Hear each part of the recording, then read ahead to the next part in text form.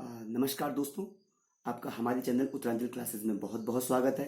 Uttaranchal classes एक बार फिर आपके सामने जो मई मंथ का जो करंट अफेयर्स है वो लेकर आ रहा है। थोड़ा इस बीच काफ़ी समय हमें लगा पुनः इस चैनल पर आने में। कुछ तकनीकी या कुछ ऐसी परिस्थितियां सामने आ गई थी, थोड़ा हम आपसे जुड़ नहीं पाए, लेकिन पुनः हम अपनी सीरीज को आपके सामने लेकर आ रहे हैं। इस सीरीज जो होंगे ये टू द पॉइंट होंगे, फैक्ट टू फैक्ट होंगे। इसमें पहला पॉइंट होगा कि यानी कि जो अप्रैल और मई का जो करंट अफेयर्स है इसमें मैं इंक्लूड करके चल रहा हूँ। पहला पॉइंट इसमें है कि भारत का सबसे बड़ा जो ट्रेड पार्टनर के रूप में निकल कर आया है वो अमेरिका निकल के आया, यानी कि भारत का सबसे बड़ा ट्रेड पार्टनर अमेरिका बना है, जो कि एग्जाम पॉइंट ऑफ व्यू से बहुत ही जरूरी है, बहुत ही महत्वपूर्ण है। अगला पॉइंट है कि अप्रैल और मई की हम बात करेंगे तो न्यू दिल्ली में, यानी नई दिल्ली में जो भारत की राजधानी है, वहां पे आपके बहुत बड़ा अंतर्राष्ट्रीय न्यायिक सम्मेलन यानी इंटरनेशनल जुडिशियल समिट का आयोजन हुआ है, जो कि अपने आप में एक महत्वपूर्ण टॉपिक है। अगला हम देखेंगे कि हाल ही में यानी कि अप्रैल और मई की करंट अफेयर्स के हिसाब से देखा जाए तो जो हुस्नी मुबारक है, जो मिस्र के राष्ट्रपति थे, उनका निधन हुआ है, जो कि डेथ सेक्शन से भी कई बार क्वेश्चन पूछे जाते हैं करंट अफेयर्स के रूप में।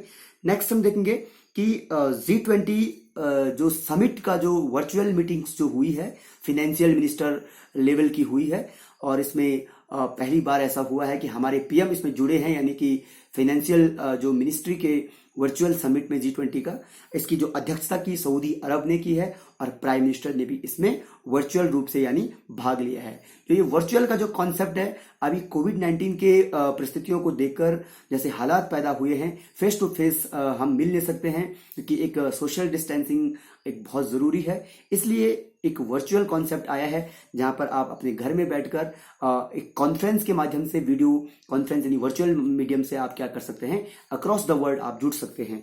नेक्स्ट है, हाल ही में मोहिनुद्दीन यासीन जो कि मलेशिया के प्रधानमंत्री थे, प्रधानमंत्री के रूप में उनका वो चुन के आए हैं, नए प्राइम मिनिस्टर बने हैं मलेशिया के। और अभी हम वर्तमान की घटनाओं पे देखेंगे तो मलेशिया में भी कुछ प्रोटेस्ट चल रहे हैं, उस प्रोटेस्ट पर भी मैं एक अलग से वीडियो लेकर आऊंगा। अगला है जो वर्ल्ड फॉरेस्ट्री डे यानी विश्व पर्यावरण दिवस, विश्व वन्य दिवस यानी कि वर्ल्ड वाइल्ड डे जो है वो 3 मई को मनाया गया, जिसमें कि पूरा फोकस्ड जो रहा वो वन और आपके जो पारिस्थितिकी या इकोलॉजी है उसको प्रोटेक्ट करने में, उसको कंजर्व करने में इसमें पूरा ध्यान लगाया गया। बेंजामिन नेतन्याहू, इस सीरीज में बेंजामिन नेतन्याहू इजराइल के पीएम बने हैं और काफी पावरफुल पर्सन अपने आप में बेंजामिन नेतन्याहू है। और अभी मैं प्रेजेंट की सिचुएशन को देखूं तो इजराइल एक ऐसी कंट्री है जिसके साथ मध्य एशिया में यानी कि गल्फ कंट्रीज में यूएई ने एक कॉम्पैक्ट साइन किया है, एक डील साइन की है, इन दोनों के बीच में एक समझौता हुआ है, जो कि एक ऐतिहासिक, एक हिस्टोरिकल प्रोस्पेक्टस से भी हम उसको देख सकते हैं। यानी गल्फ कंट्रीज कोई भी ऐसे नहीं थी जो कि इजराइल के साथ अपने मैत्री संबंध स्थापित कर रही थी, लेकिन यहाँ पे यूएई ने एक वो साहस दिखाया, जो कि भारत के हिसाब से देखा जाए या पूरे जियो पॉलिटिकल जो समीकरण जो बनेगा आने वाले टाइम में वो क्या बनता है, ये एक बहुत बड़ा टॉपिक है। क्योंकि जो इस्लामिक ऑर्गेनाइजेशन जितने भी कंट्रीज है वो हमेशा इजराइल का विरोध करते आए हैं, क्योंकि इजराइल को वो मानते हैं कि उसने फिलिस्टाइन की जो लैंड है उसको एक्वाजाइज कर रखा है, उसको हड़प रखा है। तो इसलिए जितने भी इस्लामिक कंट्रीज है वो हमेशा इजराइल का विरोध करती थी। लेकिन प्रेजेंट में जो कार्य अभी यूएई ने किया है, जो डील, जो कॉम्पैक्ट उनके बीच में हुआ है, वो एक बहुत ही मजबूती के साथ अंतर्राष्ट्रीय स्तर पर एक बड़ा बिंदु या एक टॉपिक आपका जानकारी का है। अगले हम पॉइंट करेंगे तो ये जो नया पॉइंट होगा, बिमस्टेक। आपको पता होगा बिमस्टेक की जो फुल फॉर्म है bay of Bengal initiative for multi sector technical and economical cooperation, यानी बिमस्टेक का जो शिखर सम्मेलन हुआ है ये आपके श्रीलंका में हुआ है, श्रीलंका में आयोजित हुआ, यानी उसकी जो मेजबानी जो श्रीलंका ने की है।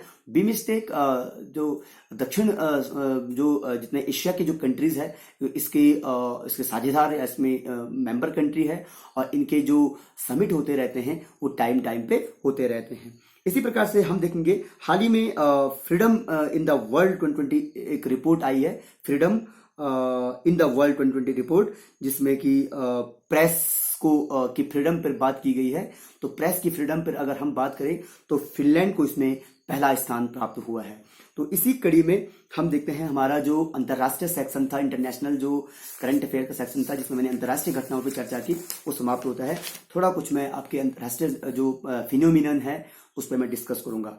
सबसे पहला राष्ट्रीय घटनाक्रम में देखा जाए तो NTPC, national thermal power corporation ने 925 मेगावाट का एक सोलर पार्क आपका बनाया है, जो स्थापित किया है, जो कि जैसलमेर राजस्थान में है। और इस प्रकार से ये भारत का सबसे बड़ा सोलर पार्क बनने की ओर अग्रसर है।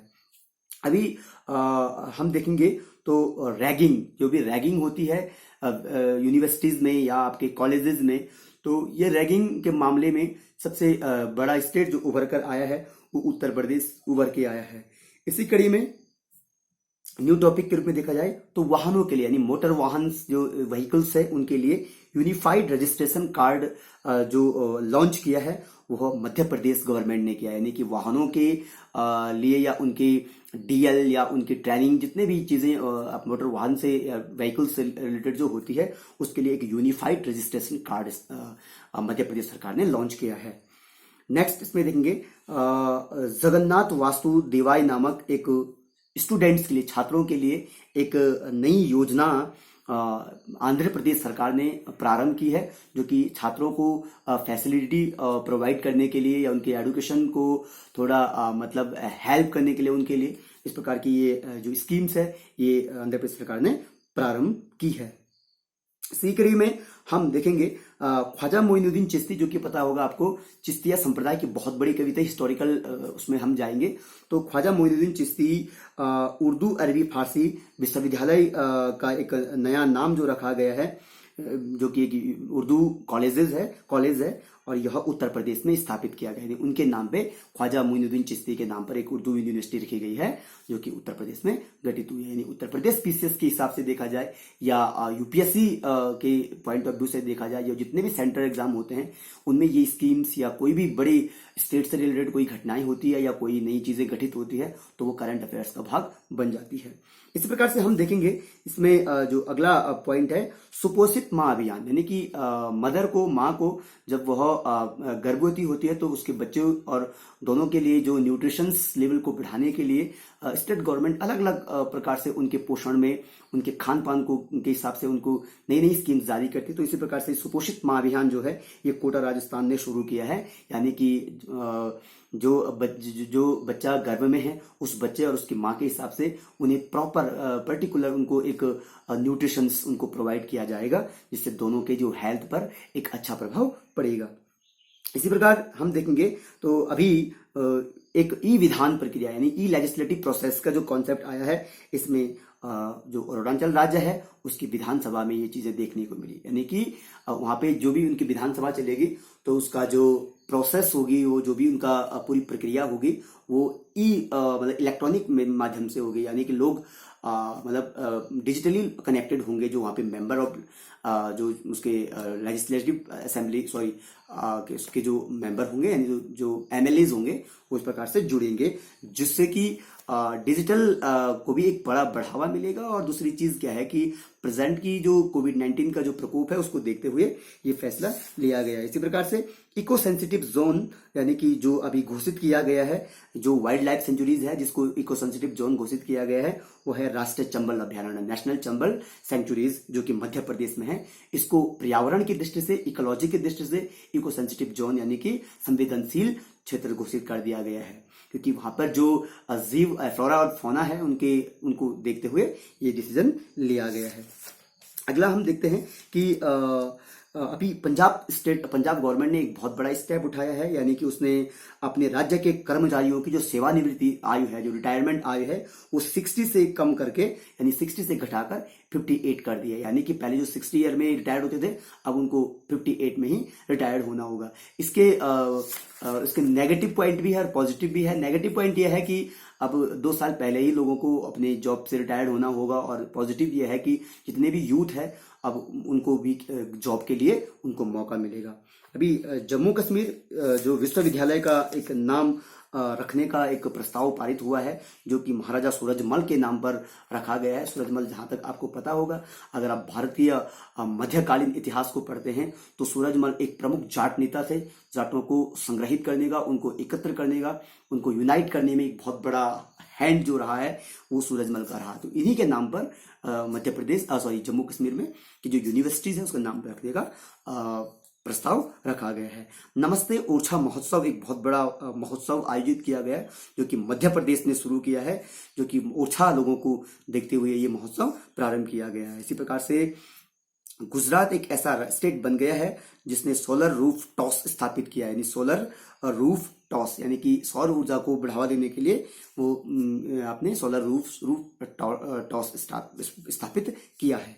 इस प्रकार से देखा जाए तो अगला पॉइंट इसमें हम आएंगे, हाल ही में जो भारत का पहला जीवित पाक कला संग्रहालय यानी कि अलाइव जो पाक कला संग्रहालय जिसको लिम्का बुक ऑफ रिकॉर्ड्स में शामिल किया गया है, यह कर्नाटक में स्थित है। स्टेट की बात देखेंगे हम कर्नाटक में है, यानी कि इसको पहला जीवित पाक कला संग्रहालय के रूप में घोषित किया गया है।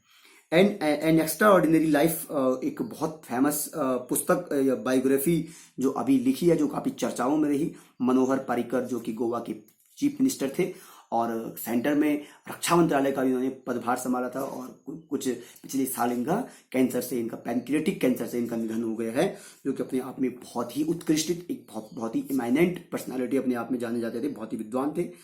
और इसी प्रकार से हम देखेंगे इसमें कि हाल ही में 7 प्रमुख ज्वालामुखी शिखरों पर चढ़ने वाले यानी कि 7 वॉल्केनिक जो पीक 7 पे चढ़ने वाले जो पहले भारतीय बने हैं, ये आपके सत्यरूप सिद्धांत जो कि एक उड़ीसा राज्य से मतलब अपना संबंध रखते हैं।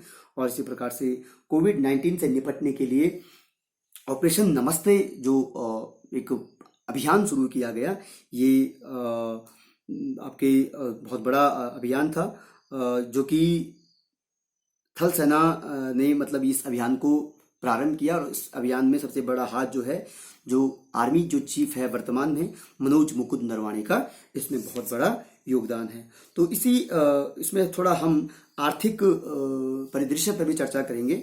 सतत विकास लक्ष्य सम्मेलन 2020 का जो आयोजन हुआ है ये असम में हुआ है, यानी कि सस्टेनेबल डेवलपमेंट जो ऑब्जेक्ट जो समिट है ये आपका असम में हुआ है।